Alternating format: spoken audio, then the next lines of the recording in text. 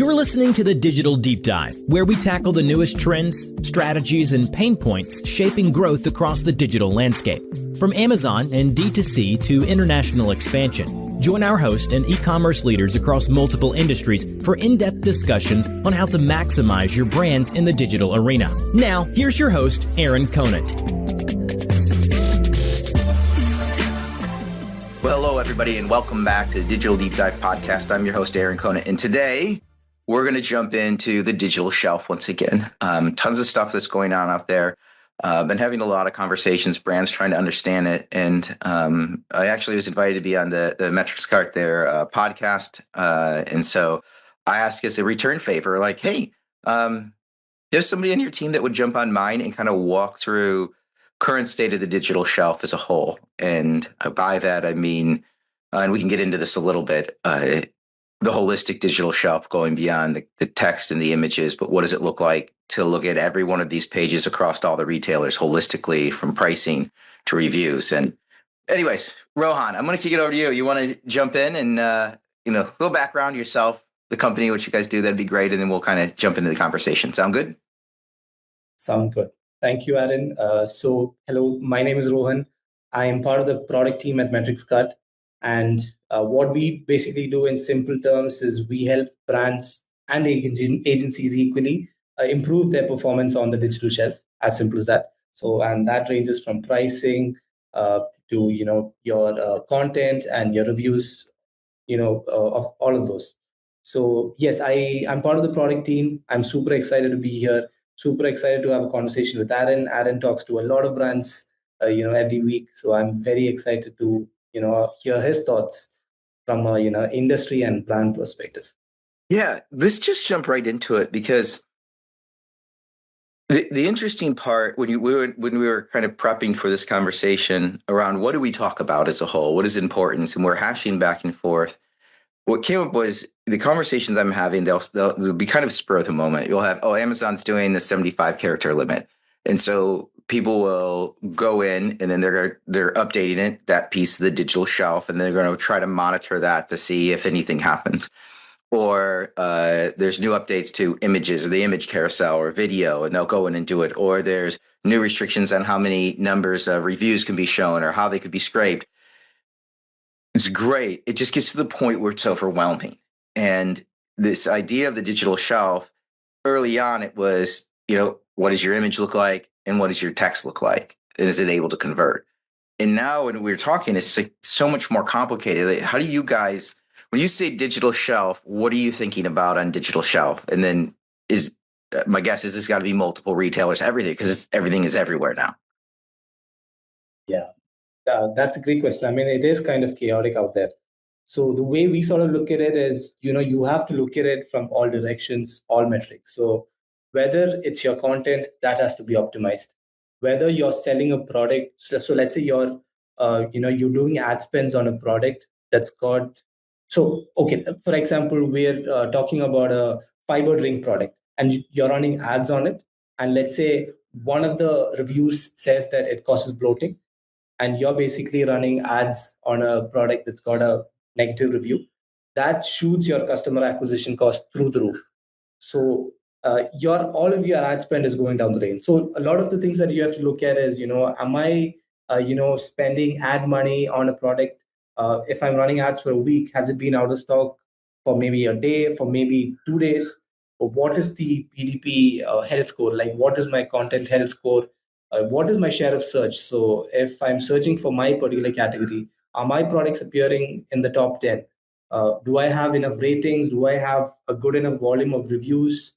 Those are the kind of things that we sort of, ask brands, are there leakages from those aspects of it? Are you looking at all of the metrics holistically? And yeah, so that's the way that we think about it. Yeah, it's interesting. It is interesting. So let's dig into it a little bit, because I don't think a lot of people, I think the super experienced people are, but to take a step back and say, at the end of the day, I want conversion. And we all know that these retailers are a pay-to-play game at this point in time. You know it. And so there is the ad spend piece broken in. So as you're driving traffic and you're doing that, then you're right. Is there inventory there? Is there not inventory there? Something you need to be literally real time aware of. Product price. Is it dropped? Am I actually making any money? Is there any margin on that? And when I dump in the ad spend, does it take the margin to zero? Does it take it negative? Are there negative reviews? Am I driving to something where all of a sudden, customer acquisition costs, like you say, go through the roof, and I've got to spend 3 times as much? But then at that point in time, is it even worth? This all goes back to my mind. It completely ties in with the fact that people at this point in time are focused on profitability. I see this across the landscape. Rationalization of SKUs, rationalization of products, more emphasis on price, retail prices. And I think I've seen a lot of it with people going from 1P to 3P on Amazon just to get it under control. Yep. Awesome. I mean, you guys see the same thing? Yes, absolutely. And as part of it, so we sort of see brands, large brands that sell on 30 plus retailers, and they sort of they come in and they tell us that they want to monitor prices because, of course, there are unauthorized sellers, their margins are eroding. They want to monitor their prices across these 30 plus retailers. And we sort of tell them that, please focus on the ones that bring you about 80% of your profits. Like focus on those 4 to 5 retailers which bring about 80% of your profits. But we're not saying that we need to ignore the 20%. We're saying that you need to completely automate that piece of it. So leave the automating, leave that part of it to a tech stack partner who's going to completely automate the process, so that these unauthorized sellers know that there's a monitoring guard, there's a shield, there's a live shield, so that the compliance rates will eventually, it'll increase. So in that way, you can protect your, margins. You can make sure that Amazon is not, trying to price match with these unauthorized sellers and eventually suppressing your buy box. So we sort of say, automate the entire process, focus your human resources on the 80 percentage, on the retailers that bring about 80 percentage of your revenue. And again, like we were talking about the ad spend part of it, the profitability part of it. That is what I was trying to say. So you have to look at it from different aspects. Like you have to sort of see, is there ad leakage? Is there money leakage from any aspect, like pricing, your share of search, your reviews, all of those things. So yeah. On the review side, Amazon's made some changes, at least for how the LLMs can scrape them as a whole, but internally, like how often do you see people actually monitoring the reviews and then harvesting data or making corrections to either the shelf or, in the end of the day, ad spend? That's a good question. So I think I'm sort of biased towards reviews because that's sort of the area where we can, we can play around with it a lot. We can do a lot of things with it. So I'm kind of biased to it. But yeah, we don't see a lot of brands, extracting the potential out of reviews. I mean, we do have a lot of brands who work with reviews, but majority of the brands we talk to say that they don't have a solution in place where they can sort of look at the reviews and where that is informing product development. So I think people are sort of sleeping on it. They're not extracting its potential, and I think there's a huge potential there because things like product development, things like sales and marketing, like you can get your marketing copy from your reviews. You can get sales data. You can get your supply chain related information, product related information, a lot of things. Yeah, it's interesting because I agree how a Rufus or now Alexa for shopping, I'll probably say a Rufus for another year or so, Alexa for shopping or any of the LLMs go, people search inherently differently. And so when they're searching differently, they're asking usually for answers to a question or they're giving a lot more detail. And if you can harvest that through the reviews, ratings, reviews, primarily, I guess, not the ratings, but the reviews, if you can harvest what people are saying and talking about, I'm going to get into competitor stack as well, but yeah, that's what people are saying real time in natural language. Yeah. And we need to be thinking about that. And right now, people are struggling with it. They're trying to figure out okay, if there's this huge chunk coming from Alexa, shopping for Alexa or Alexa for shopping, if there's a huge volume that's going that way, we'll say it's 60%. Well, there's still 40% that's using the natural search bar like they always have been. And so Yeah. brands are in this really interesting time right now is they just want some guidance. And they know it's probably going to be different 3 to 4 months from now, maybe 6 months if they get lucky. But right now, just give me some guidance as a whole. In one of the best ways, because it is actually people free typing in there, and a lot of it is how they're going to be doing their search in Alexa for shopping or chat or Claude or Perplexity, wherever it's at. Harvesting that, it's the holistic side of things that I think my mind keeps going back to is so many people are looking at, well, it's sometimes even in different departments, the ratings and reviews over here, and maybe it's marketing, maybe it's the product team. You have the pricing, which is obviously there's the sales team monitoring, but there's also the actual pricing, internal compliance. They're looking at it. They want to flag anything that's below map. You have the marketing team or the creative team that's doing all the content, and and so it's almost disparate.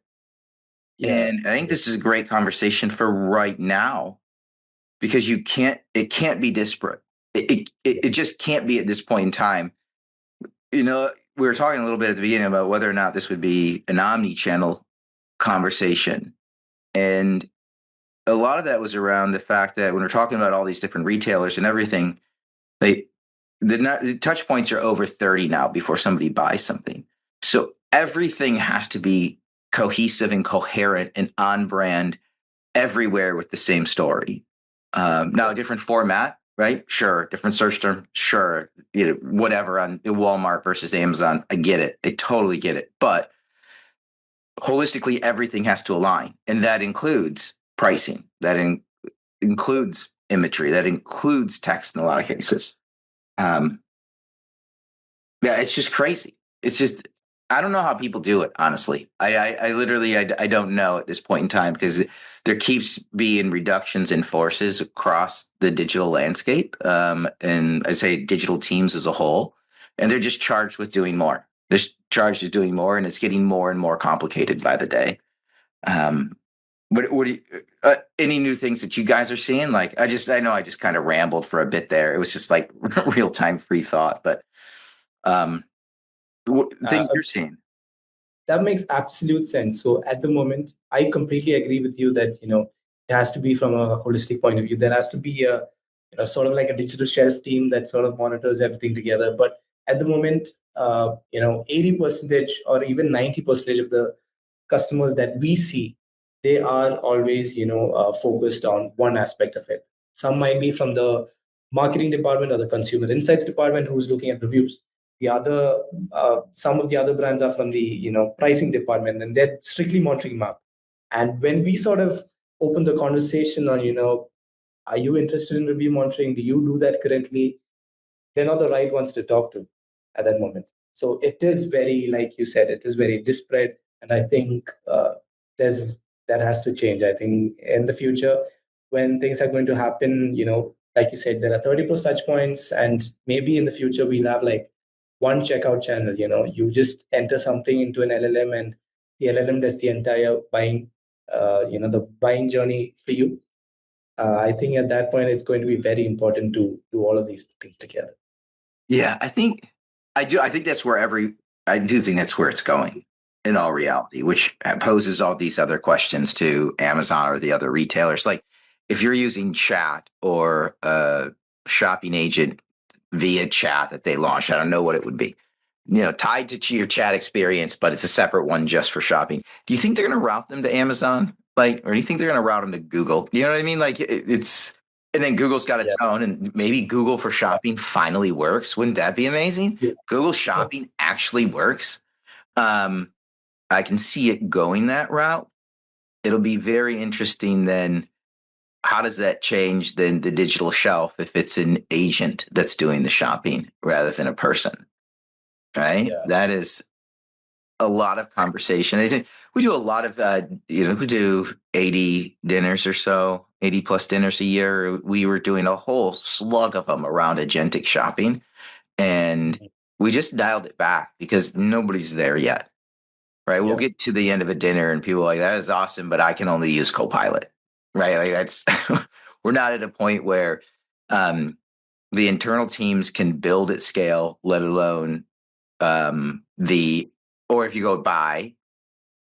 So number one, internal team builds it, but then they have to plug into all the different tech stacks internally and the ERP and the CRM, and CIOs are already kind of hesitant, let alone going and trying to buy and plug something into your network. They're totally freaking out. So there's like a kind of a lockdown around Copilot, and then you can get individual Claude licenses in Copilot that run off of your cloud infrastructure and everything, which I get it dials back some of the creativity. But we're not quite there yet, but I think we'll get there. I don't see why we wouldn't. I mean, it's fundamentally changed how I search and how I shop. It does. And I didn't think that would happen as fast as it did. And that just means even if I'm like, I would never use an agent, I would use an agent. I say I wouldn't right now, but I can see in 5 years' time if it's good enough, right? Yeah. I would use an agent. Yeah. Would you use an agent to do your shopping? I would. I'm a very high research shopper, even for the smallest of things. So you wouldn't believe. Like I think most of the purchases that I do, that I've done in recent times, have been through an agent. And I think it's going to be very exciting when we, like you said, if Google Shopping actually works, that might be something to look at. Like it's got all of my data, it's got my address data, it's got my credit card information. If it can pull all of that, like how Google was teasing the universal card feature at their I/O conference, with one click, it's buying stuff for you.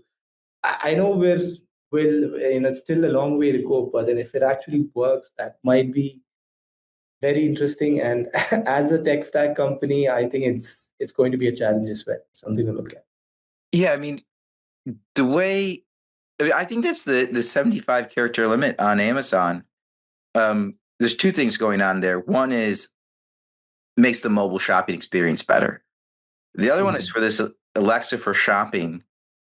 I mean, right now, if you go through that experience with an actual Alexa, right, it'll ask you if you'd like to add something to cart.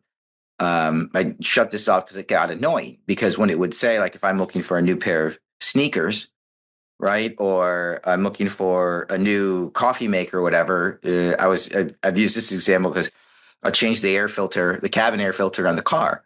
And right now, that experience, if I literally go to Amazon right now and I go, and it knows, right? Yes, I'll just do this right now. I'll just do cabin air filter. And we'll see what one of these titles is. The title. And this is what Alexa comes on. Hey, would you like me to add Paroma 1 cabin air filter activated carbon 4 CP134 CF10134 Honda Acura CRV Civic Accord Odyssey Pilot Passport easy install order removal high capacity multi-layer. Would you like me to add that to cart? No. I stopped listening 15 seconds ago. I actually will just tell it to stop. When this goes to 75 characters and when it pops up, and they can do the testing, because what's really interesting is if you don't touch it, Amazon will go in and do it. They will adjust it automatically for you. It's an interesting point if they can real time give me, knowing that my car is in there, they know I have a Honda Odyssey, that if it just said, would you like me to add the Paroma 1 cabin air filter for Honda Odyssey to your cart? I would say yes. If that was the experience today, I would say yes. Yeah. But that's not what it says today. So I think we have to get there before this agentic shopping. What are new things that you see like popping up? What are you guys most interested in over there? Are there key things with brands that you think are doing really cool things? Are there the same pain points you see over and over again? So I like to go back to, when we talk about reviews, I just wanted to highlight one thing. So just a quick example from my side. So we were doing analysis for a brand, and this particular brand is a baby stroller brand. And we were sort of analyzing the reviews, and we sort of saw a signal popping up, which is basically that the I think it was a car seat or a baby stroller, one of these things, and it was that there was a table attached to it, and that the edge was a bit sharp, and it had a tendency to sort of tip over. It wasn't very stable, and these were one of the early complaints that we started seeing. Fast forward a few months later, there was a there was a huge incident where I think a baby's finger sort of got it got cut off, something like that, and that sort of turned into a major lawsuit. So it is things that it's very interesting to see how we can pick out early signals, very early on, when you have things like, if the edge is sharp, and especially for the juvenile industry, that's a very, very, important important insight that you can later put, you can use, and you can inform your product development. So we do see things like this popping up. We do see brands adjusting, doing regular analysis on this and adjusting their product strategies accordingly. We do see a lot of brands doing market research. If, let's say, they want to launch a new product, they can look at all of the other products in the industry, try to gauge where the market gap is, and sort of slot their product in right there. So there's a lot of things, going on in that front, in the review front. Uh, yeah, I just wanted to highlight that. I think that was analysis that we did recently. I thought it was very How interesting. many people are doing that today? If you were to say, Mhm. maybe it's holistic, you think it's 10%, 20%. How many people are actively harvesting reviews today when you engage with them? Maybe you don't know the whole market, but you engage Yeah, with the brand. How many people today are doing it and doing it well? I would agree. Yeah, I think it's 10%, or maybe even 10 to 15%. I'm guessing. I think something like that. Very less, very less. That's the thing. Is it? Why not? There's tools out there. Right? Is it the cost? Like, Hmm. people, like, why not? I guess would be the thing. Yeah, People are tracking map all over the place now, right? yeah, yep.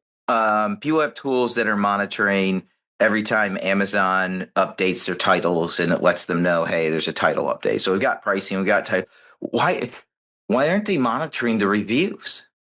I mean, you named one specific thing, right? We can flag, hey, this could be a potential issue. It might be a lawsuit if it gets crazy. But a lot of it is like, hey, people say the cap is hard to open. Go back and Mhm. make it an easy open cap and put easy open closure on the detail page. Mhm. Why aren't people doing it?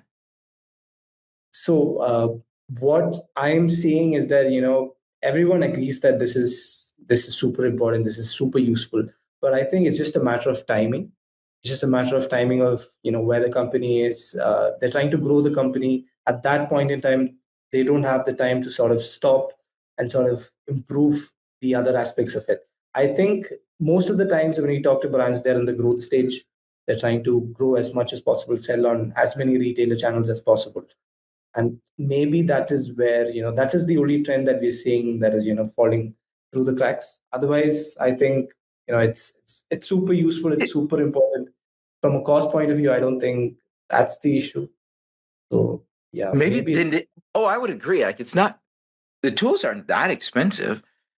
Yeah. Maybe it's just they don't want to know.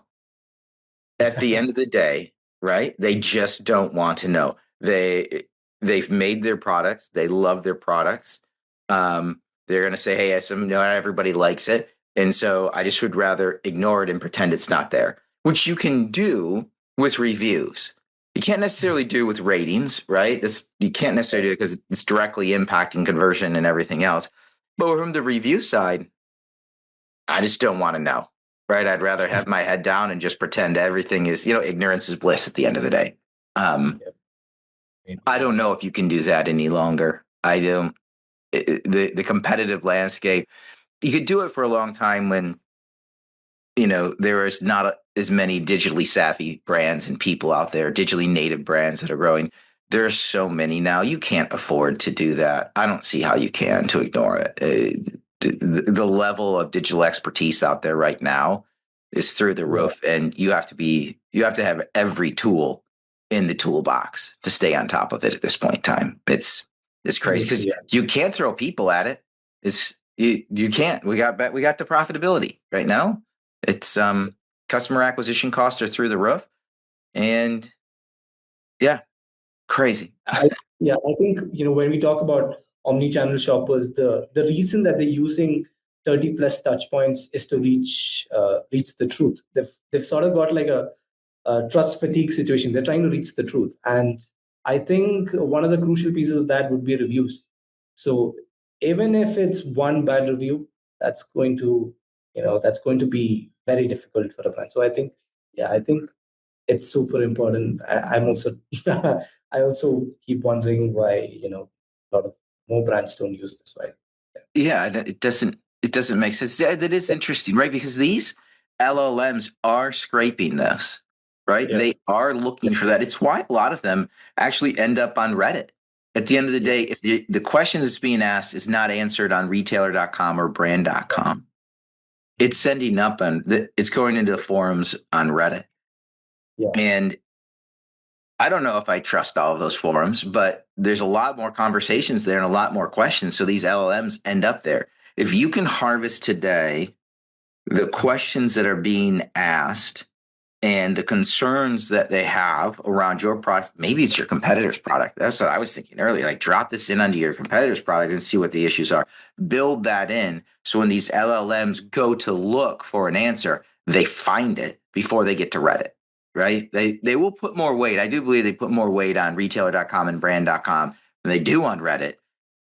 But if brand and retailer.com score a 0, then they have to completely rely on Reddit as a whole when they're looking for an answer.